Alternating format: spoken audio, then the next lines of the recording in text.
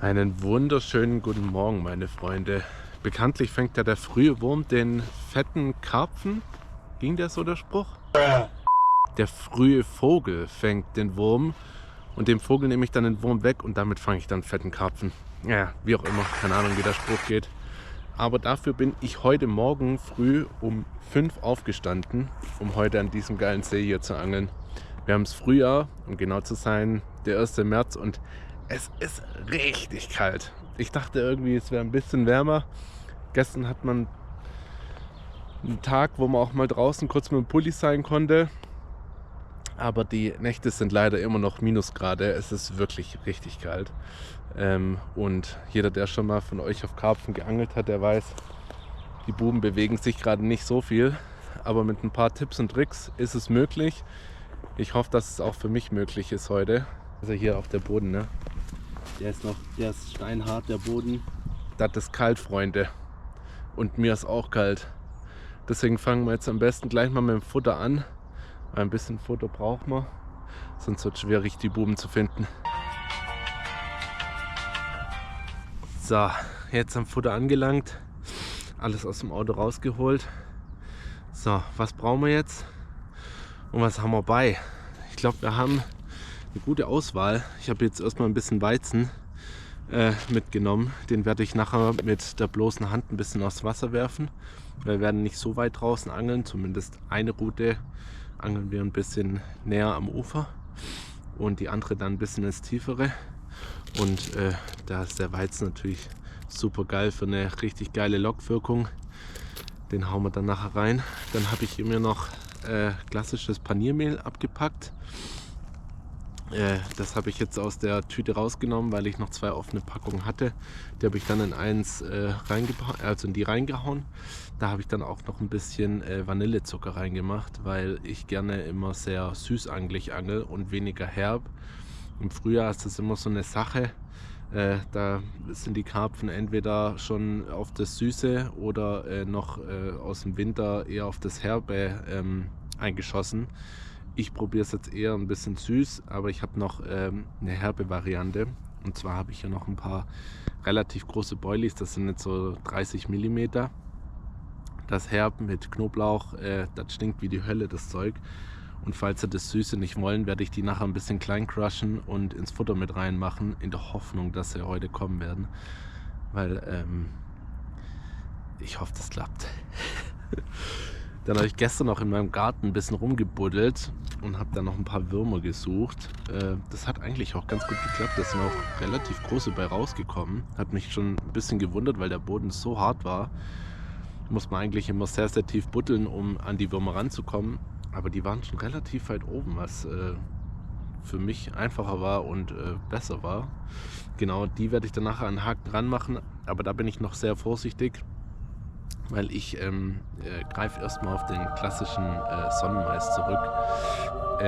Das ist immer, finde ich, fürs Frühjahr ist das einfach besser zu portionieren und du kannst einfach 2 kleine Maiskörner auf den Haken drauf machen und kannst schon mal so ein bisschen gucken, fressen sie. Auch Karpfen, die wenig nehmen dann diese Maiskörner auf. Das finde ich immer schon ganz geil im Frühjahr. Und außerdem sind die immer in dem Saft drin. Den Saft haue ich dann natürlich auch immer ins Futter mit rein. Da kommt dann auch noch ein bisschen so die Süße her. Das ist ganz geil. Da habe ich hier noch Müsli, was mit Früchten und so war. Das mag ich eigentlich nicht so im Müsli, deswegen habe ich die ganze Packung nicht geschafft. Das sind relativ große Haferflocken mit bei. Da bin ich auch ein bisschen vorsichtig, vor allem wenn es wirklich jetzt so sehr, sehr kalt ist mit dem Futter, dass es nicht zu partikelreich wird, sondern das soll eher so eine Wolke unter Wasser bilden. Das soll ja nur die Karpfen anlocken und nicht sättigen. Und das mixe ich jetzt mal zusammen und dann kommt direkt hier hinter mir an die Uferkante, kommt dann schon mal 1, 2 Ballen rein und dann hoffen, dass der Plan aufgeht. Hoffen. So, da kommen dann auch noch ein paar Körner mit rein. Na, heißt schnell umrühren, damit das Zeug nicht klumpt. So haben wir es dann, schön vermischen. Boah, das riecht schon geil. Ab ins Wasser damit. Let's go! So, jetzt kommt hier mal Futter rein. Und zwar möchte ich das gar nicht so weit weg hier vom Ufer machen. Die Gründe erkläre ich euch nachher. Muss das sein? Wobei das geht. Das soll sich ja eh sofort auflösen. Das ist ein lockerer Wurf. Zack. Genau. Einmal Zwetschge. Das bisschen noch. Zack. Da noch hin. Oh, Wahnsinn, es ist kalt. Uiuiui. Also die Minusgrade nachts, die machen sich auf jeden Fall gerade in meinen Händen bemerkbar.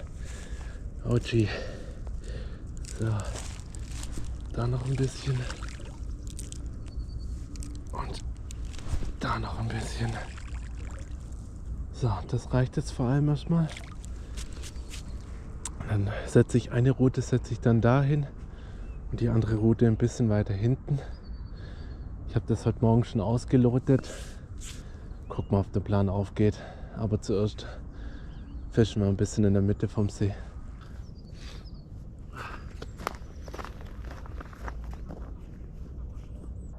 So, ein bisschen habe ich jetzt noch die Gewässeroberfläche beobachtet. Mittlerweile ist auch gut die Sonne rausgekommen. Und es ist jetzt eine halbe Stunde später.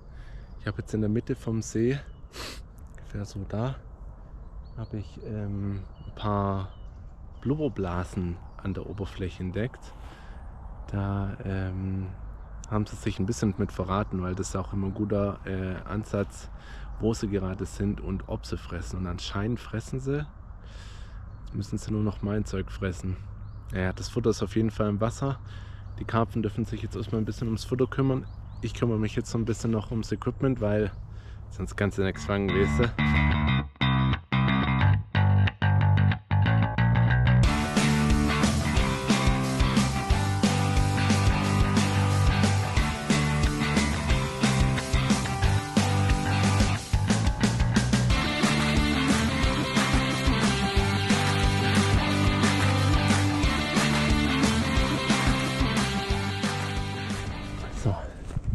Die erste Route geht jetzt hier schwimmen. Da machen wir gar nicht lang rum. Ich habe hier ein 60 Gramm Birnenblei. Ich angle ja eh direkt hier davor. Da brauchst du nichts großartig machen. 60 Gramm reicht, um selber zu haken. Und weiter unten haben wir hier kleineren Karpfenhaken mit 3 Maiskörnern drauf. Das reicht völlig aus im Frühjahr. Die nehmen eh nur ganz selektiv Nahrung auf. Vor allem wenn es so arschkalt ist. Weiler schnell zu. Und dann kommt der hier direkt vor die Füße. Und zack.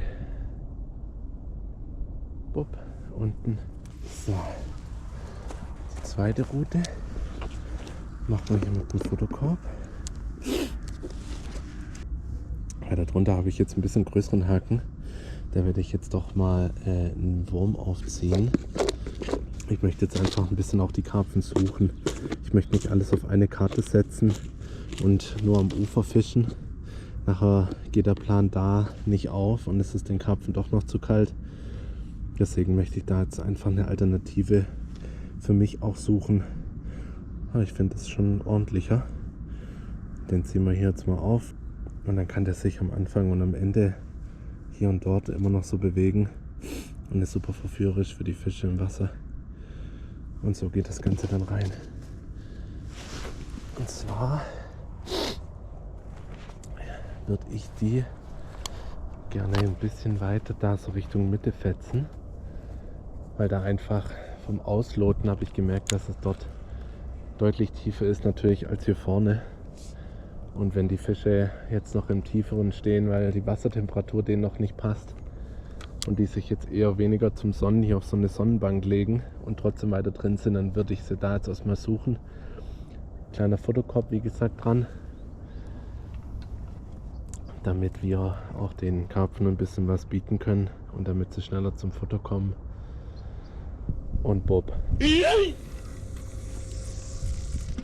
Oh, das ist schon mal eine gute Länge. Da kann die mal bleiben. Machen wir noch schnell einen Bügel auf. Dann kommt die Route dahin. Zack. Freilauf an. Let's go.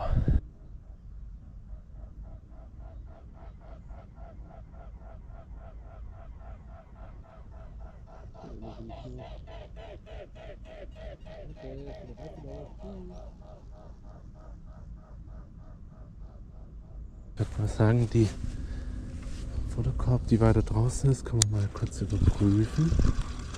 Ich bleibe da jetzt auch eine Weile an dem Platz. Sehr krautig. Wahnsinn. Uiuiui. Würmchen ist noch da. Dann machen wir noch einen zweiten drauf. Aber davor würde ich noch auf der anderen Seite mal füttern gehen. Ich würde die Route jetzt mal nehmen und den Futterkorb hier einmal füllen. Und dann werfe ich die mal da drüben an die andere Seite hin. Weil ich das heute Morgen ausgelotet habe, habe ich gemerkt, dass es hier nach unten geht, so auf 2,5 Meter und danach dann noch so mal so eine Sandbank kommt. Und meine Hoffnung ist ein bisschen, dass wenn die Sonne noch ein bisschen mehr rauskommt und die ersten warmen Sonnenstrahlen heute aufs Wasser treffen, dass die da die Sonnenbank hochziehen, weil sie sich da ein bisschen sonnen wollen und dann soll da ein bisschen Futter liegen. Deswegen machen wir das Ganze mal und versuchen diese Bank mal zu treffen. Ich hoffe, es klappt. Ja, den bremsen wir ab. Bob. Sehr gut. Und das Ganze mache ich jetzt noch so 2-3 Mal. Das muss jetzt völlig ausreichen für den März. Ich habe es, glaube ich, jetzt schon oft genug erwähnt. Es ist kalt. Und die Karpfen haben natürlich ihren Stoffwechsel runtergefahren. Die sind nicht so aktiv wie jetzt im Mai, wo es jetzt mal längere Zeit höhere Temperaturen gab. Und wenn da zu viel Futter liegt, dann hast du keine Schnitte. Du hast da keine Chance bei. Jawohl, bupp. Momentan habe ich da hinten im See gefischt, also in der Mitte oder Richtung Mitte. Das ist schon 4-5 Meter auf jeden Fall tief. Und da hinten, wo ich jetzt gerade die Futterkörbe reingeballert habe, da haben wir gerade mal so 1,5-2 Meter. Meistens müssen wir wirklich im See die Karpfen suchen, weil die bewegen sich nicht viel. Die werden sich nicht viel bewegen. Und jetzt müssen wir die Stellen finden, an denen sie sich aufhalten. Und wenn das denen jetzt noch zu früh ist, wo sie sich Richtung Ufer oder Richtung Flachwasserzonen bewegen, um Sonne zu tanken, dann stehen die da unten wie in Beton gemeißelt. Aber fangen kann man sie trotzdem. Man muss nur wissen, wo die Buben stehen.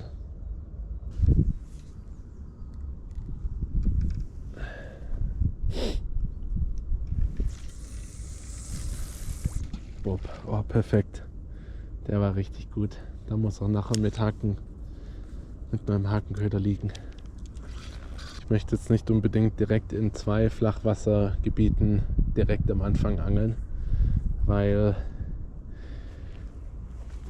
ich kann den Karpfen leider noch nicht in den Kopf reingucken.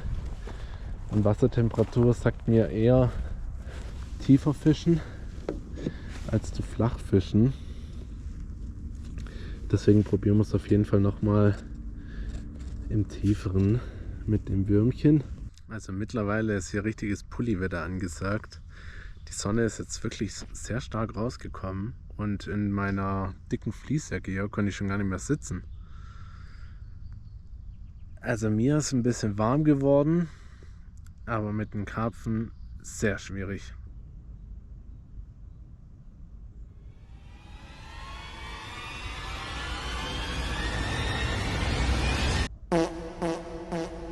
Also Freunde, es tut mir leid, aber ich muss hier leider kapitulieren. Das wird heute, glaube ich, nichts mehr. Wir haben jetzt auch mittlerweile 15 Uhr. Ich habe 10 Stunden hier den Tag verbracht. Habe viele Erkenntnisse gesammelt, auch wenn wir keinen Karpfen gefangen haben. Ich habe gerade eben noch mit einem Fußgänger mich unterhalten, der angelt hier wohl auch öfters und der hat es hier dieses Jahr auch schon ein paar Mal probiert. Der hat teilweise ähnliche Taktiken verfolgt wie ich. Hat aber leider auch keinen Erfolg gehabt. Der See braucht einfach noch mal eine Woche warm und dann, glaube ich, ist da ein bisschen mehr Aktivität drin. Ansonsten ist das Gewässer echt top. Es ist wirklich glasklares Wasser. Man erkennt das wahrscheinlich auf der GoPro überhaupt nicht. Sehr, sehr verkrautet allerdings. Ich kann mir gut vorstellen, dass wenn die Schonzeit vom Hecht vorbei ist, das hier ordentlich knallen könnte. Mittlerweile hat sich auch im Hintergrund bei mir das Ganze in so eine richtige Baustelle verwandelt. Hier fahren die ganze Zeit Bagger und LKWs in der Gegend rum, die sind echt laut und man merkt auch richtig, wie der Boden vibriert, wenn die an einem vorbeifahren. Ich weiß jetzt auch nicht, ob die Karpfen da mittlerweile so Bock drauf haben. Auf jeden Fall, heute hat es leider nicht geklappt. Wir sehen uns auf jeden Fall nächste Woche. Wenn euch das Video trotzdem gefallen hat, dann lasst gerne einen Daumen nach oben da und abonniert den Kanal. Mir wird es sehr, sehr helfen. Euch tut es nichts und wenn ihr noch die Glocke aktiviert, dann kriegt ihr auch immer mit, wenn ein neues Video kommt. Also bis dann, macht's gut.